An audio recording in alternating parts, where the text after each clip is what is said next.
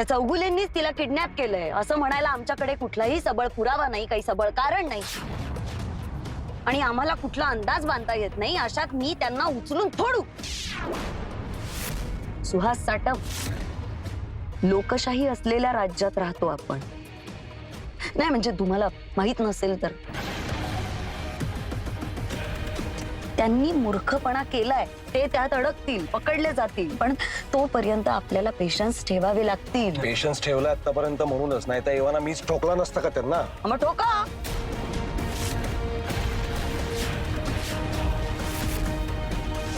उडवून टाका, माझी काहीच हरकत नाही. काय होईल? हे गेले की त्यांनी जिथे त्या रॉबिन डिसिकाला ठेवलंय ना तिथेच एक दिवस ती पण मरेल, मग विषयच संपला. रॉबिन डिसिकाची काळजी नाहीये हो तुम्हाला. ती त्यांच्या समोर थोबाड उघडेल याची तुम्हाला काळजी वाटते. ऍप चालवायला काय आज ना उद्या तुम्हाला दुसरं कोणीतरी सापडेल, त्यात काय एवढं.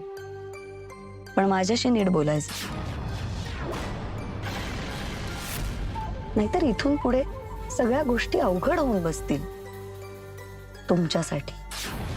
काय आहे, आपल्या दोघांच्या खुर्च्या आणि भविष्य यामुळे आता आपण एकमेकांबरोबर काम करतोय. तुम्ही उद्या कदाचित या राज्याचे मुख्यमंत्री व्हाल अशी शक्यता आहे, पॉसिबिलिटी. मी ऑलरेडी एसीपी आहे. फॅक्ट्स. आणि त्याही पेक्षा मी एक खूप मोठं ऑर्गनायझेशन चालवते. मी ठरवलं ना तर मुख्यमंत्री काय नगरसेवक सुद्धा होऊ शकणार नाही तुम्ही. एवढी ताकद आहे माझ्यात आणि माझ्या ऑर्गनायझेशन मध्ये, हे लक्षात ठेवा. डोंट मेस विथ अस.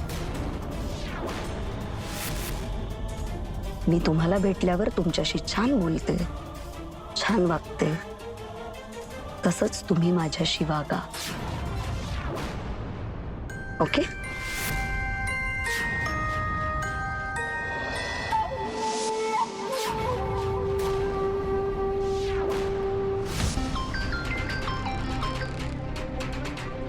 बोल रे. एक कुणकुण आहे, म्हणजे खबर सुद्धा नाही म्हणता येणार, पण तुझ्यासाठी कामाची असेल. मासा लपून काय, घरी आहे ना, नीट बोलू आपण. नाही नाही नको, तुझ्या घरी येत नसतो मी आता. ऐक ना, माझं दरवेळी डोक्यात. जाऊ दे. तू ऐकणार आहे का की ठेवू फोन? बोल बोल. ऐ, आणि इज्जतीत बोला माझ्याशी. मी खूप भारी काम करून आलोय, त्यामुळे जरा इज्जतीत बोलास. अच्छा ठीक आहे. हे बघ, बोरीवलीमध्ये एक हॉस्टेल आहे. तिथल्या वॉर्डनने 2 मुलांना पकडले. ड्रग्ज सापडलेत त्यांच्याकडे.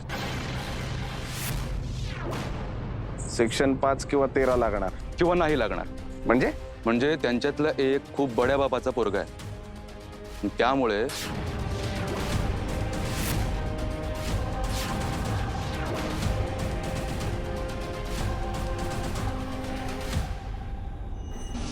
आता तुम्ही जे काय बोलाल ना ते सगळं आम्ही रेकॉर्ड करणार आहोत. तेव्हा फक्त फायदा ॲप आणि हे सगळं रॅकेट नेमकं कसं चालतं ते नीट सविस्तर सांगायचं.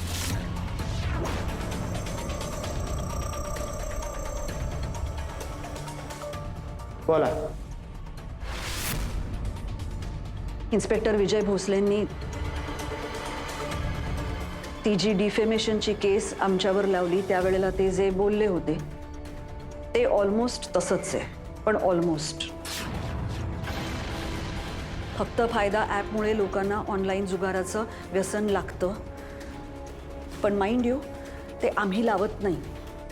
ह्या गेम्समुळे जुगाराचं व्यसन लागू शकतं असा वैधानिक इशारा दिलेला असतो, तरी सुद्धा ते खेळतात. त्या स्टेजला गेम खेळायचा, जुगार खेळायचा हा चॉईस 100% त्यांचाच असतो. ह्या जुगारासाठी बेसिक स्किल लागतं, अक्कल काही लागत नाही, कोणीही खेळू शकतं. थोडासा प्रॅक्टिसमुळे स्पीड वाढला की ते पटापट एक एक लेवल क्रॉस करत जातात आणि त्यामुळे त्यांना ट्रिमेंडस सेन्स ऑफ अचीवमेंट मिळतो. या जगात डिससॅटिस्फाईड आणि स्वतःला फेलियर समजणारी माणसं खूप आहेत आणि तो नंबर आता वाढत चाललाय. ह्या अशा प्रकारच्या गेम्समध्ये जेव्हा ते एक एक लेवल पुढे जातात तेव्हा त्यांना असं वाटतं की आपण सक्सेसफुल होतो आणि म्हणून ते खेळत राहतात.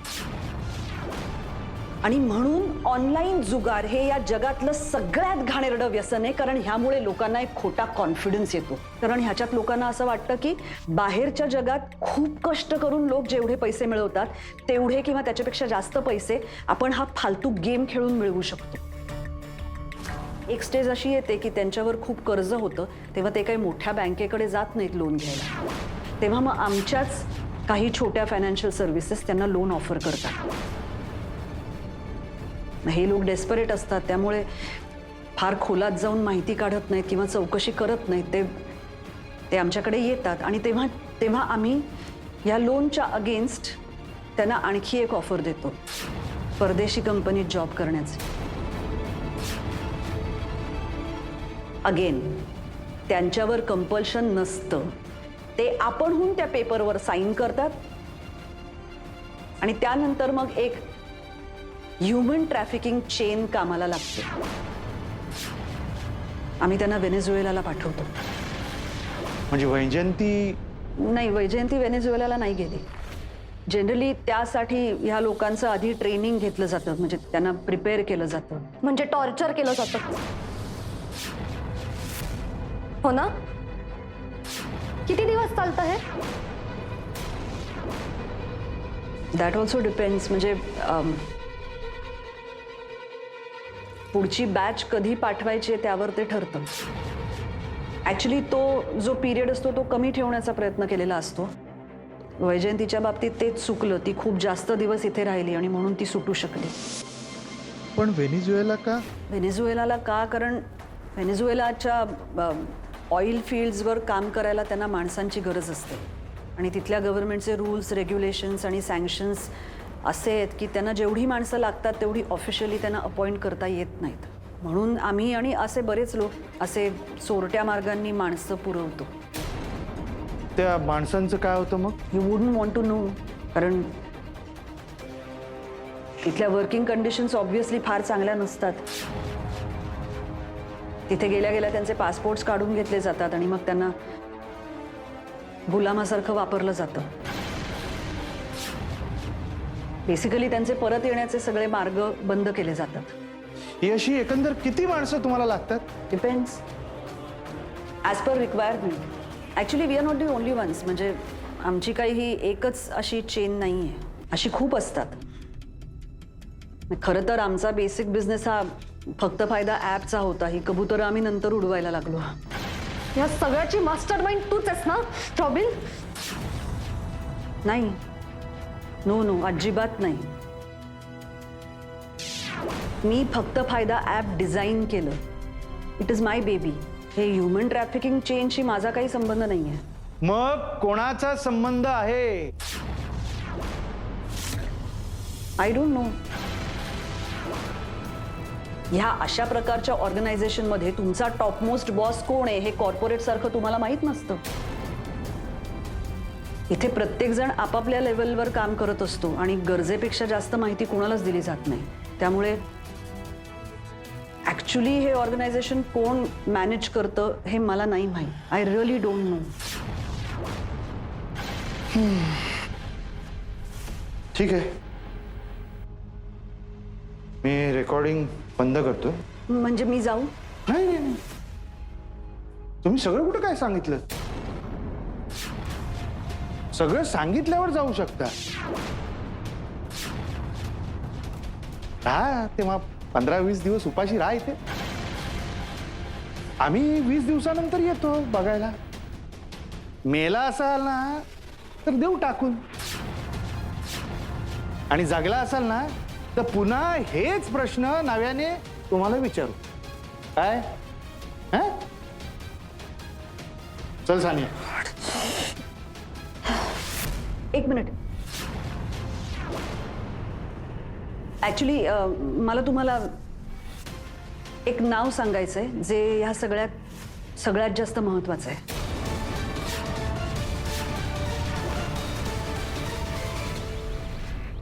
त्यामुळे मॅटर दाबलं गेलं. पोलीस तक्रार झाली पण त्याचा काही उपयोगच नाही झाला ना. आता माझ्या सोर्सेसने मला काय सांगितलं, त्या ड्रगचं कंपोजिशन जे आहे ते किलबिलशी खूप सिमिलर आहे. आपण जर म्हणतोय की किलवर गँगचा सगळा माल आपण पकडलाय, तर मग हे ड्रग बाजारात अजून कसं? बघा, याच्या खूप शक्यता आहेत साहेब. म्हणजे यांचा हा तो माल आहे जो आपल्या दृष्टिक्षेपात कधी आलाच नाही, आपण धरलाच नाही. किंवा दुसरी शक्यता, परत एकदा किलवरनी डोकं वर काढलंय, परत एकदा त्यांनी ठरवलंय की मुंबईमध्ये आपलं जाळं पसरवायचं, अंडरवर्ल्डशी हात मिळवणी करायची आणि मुंबईला परत एकदा संपवायचं. भोसले साहेब, तुमचं नेटवर्क ग्रेट आहे. असायलाच पाहिजे ना साहेब, कारण एक पोलीस कुठे कुठे पुरणार. आम्हा पोलिसांसाठी आमचे खबरी हेच आमचे हजारो डोळे आहेत जे समाजामध्ये फिरतात. पण भोसले साहेब, ह्या अशा टिप्स तुम्हाला मिळतात कशा, ज्या आम्हा नार्कोटिक्सवाल्यांनाही मिळत नाही? म्हणजे जनरली काही छोट्या प्रमाणात घडलं तर ते आमच्यापर्यंत पोहोचत नाही, काही मोठं काही घडलं ना तरच ते आमच्यापर्यंत पोहोचतं. विषय असा आहे की छोट्यातली छोटी गोष्ट, छोट्यातला छोटा गुन्हा सुद्धा आम्ही दुर्लक्षित नाही करू शकत. आमच्यासाठी गुन्हा गुन्हा असतो आणि गुन्ह्याला माफी नाही, एवढं क्लिअर आहे ना. भोसले, तुम्ही एक चांगले ऑफिसर आहात आणि तुमच्या काही टिप्स आहेत याचा आम्ही नक्की पाठपुरावा करू. एक लक्षात घ्या साहेब, हा किलवर जर आपल्या डोक्यावर माशांसारखा घोंगावत असेल तर याचा बंदोबस्त करावा लागणार.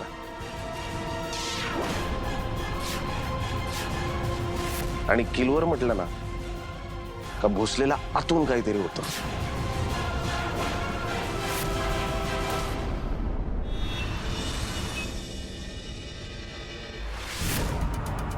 जय हिंद मॅडम. अरे वा, इन्स्पेक्टर विजय भोसले चक्क आज पोलीस स्टेशन मध्ये. कसं काय? काय बाकीचे सगळे कार्यक्रम, उद्योग, विषय सगळं संपलं का? संपलं असेल तर महेंद्र आणि सानिया चौगुले यांचा शोध कुठपर्यंत आलाय सांगू शकशील? चालू आहे ना का संपला? तसं नाही मॅडम, मी जरा वेगळ्या कामात अडकलो होतो. कसली वेगळी कामं करत फिरतोयस तू? तुझ्या पोलीस स्टेशनच्या हद्दीत राहणारी 2 माणसं तुझ्या ओळखीच्या बाईला घेऊन किडनॅप करून निघून गेली आहेत. एक साधा तो इस्टेट एजंट, दुसरी साधी स्टुडंट. कुठे गेले असतील ते याचा विचार करायचा सोडून तू तुझी पर्सनल कामं करत बसलाय. ऐक अनुजा, मी सांगतो तुला सगळं. गप. एका वेळी 5-5 केसेस हँडल करावं लागणारा एकटा पोलीस ऑफिसर नाही असा तू. सगळे करतात. त्यामुळे ही फालतू कारणं द्यायचं बंद कर आणि काम कर जरा. पुढच्या 12 तासांच्या आत महेंद्र आणि सानिया चौगुलेवर मला लीड. कुठे ते हे शोधून काढायचं आणि बघच. सर, महेंद्र आणि सानिया चौगुले.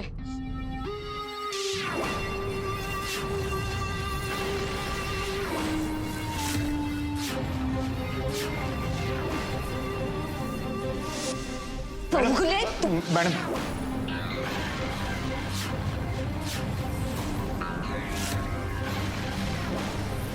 मॅडम आम्हीच रॉबिन डिसिकाला किडनॅप केलं होतं. तीच कबुली द्यायला आम्ही इथे आलो. आमच्या गुन्ह्याची. रॉबिन कुठे? ती बाहेर. जिवंत आहे?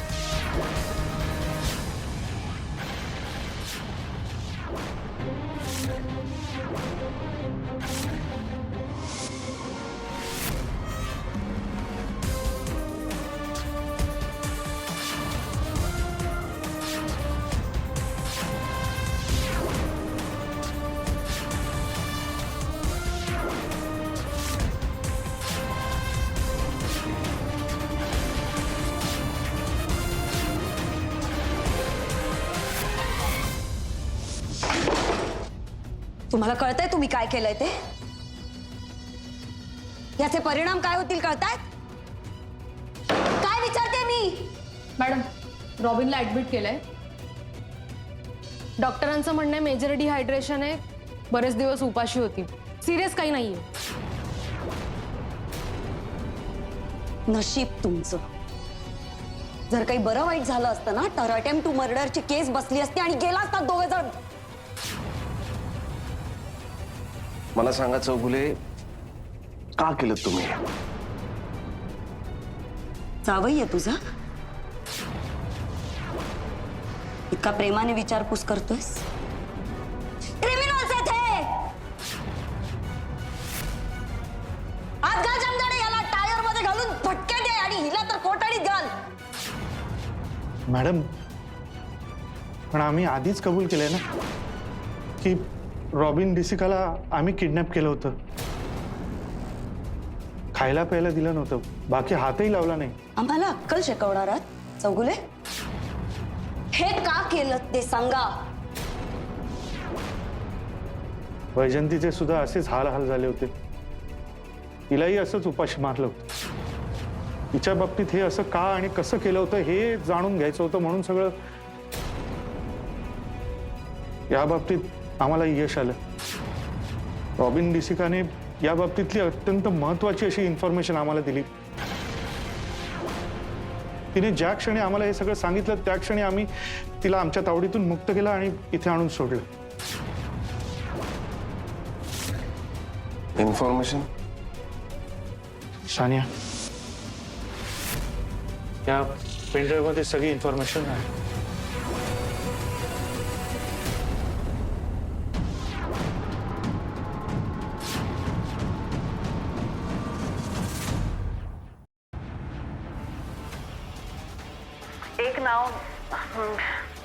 एक नाव मी तुम्हाला सांगते जे खूप महत्वाचं आहे. रेफरी. त्या माणसाला सगळे रेफरी म्हणतात. हा जो कोण रेफरी आहे तो हे सगळं ऑर्गनायझेशन मॅनेज करतो, पण तो कसा आहे, तो कुठे असतो, तो कसा दिसतो हे कुणालाही माहित नाही. कुणीही त्याला बघितलेलं नाही, मी सुद्धा नाही. मी खरं सांगते, रेफरी कोण हे मला माहित नाही.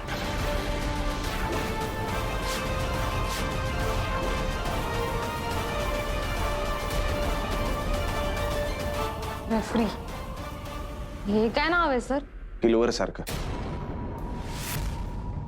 सिंडिकेट पण सेम आहे, पण एक लक्षात घे, हा जास्त डेंजरस आहे. कारण किलवर फक्त ड्रग्स पुरता मर्यादित होता. हा रेफरी, जुगार, ह्युमन ट्रॅफिकिंग हे सगळं करतो. तुला कळतंय का, जेव्हा आपण सावनी मिरजकरला पकडलं तेव्हा आपल्याला कळलं की वेंगसरकर किलवर आहे. सर, आपण त्या जोसेफला पकडलं होतं तेव्हा तो म्हणाला की किलवर बाई आहे आता. करेक्ट. म्हणजे आता ती किलवर आणि तो रेफरी शोधायचा आहे.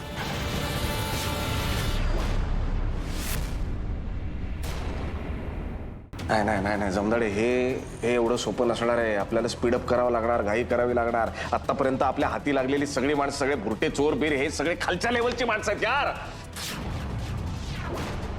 वरती तो वेंगसरकर पांढरा कोट घालून बसलाय आणि त्याच्याही वर आता कुणीतरी असू शकतं हे कळतंय आपल्याला. हे काम कर, तू शोला फोन कर. शोला फोन कर, तिला अर्जंट विचार की रेफरी असं काही कुठल्या क्रिमिनल रेकॉर्ड मध्ये आलंय का. अर्जंट आहे. हा मी लगेच करते सर.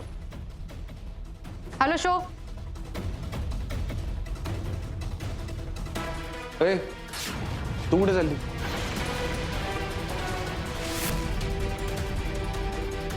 फोन करायचा एक अर्जंट.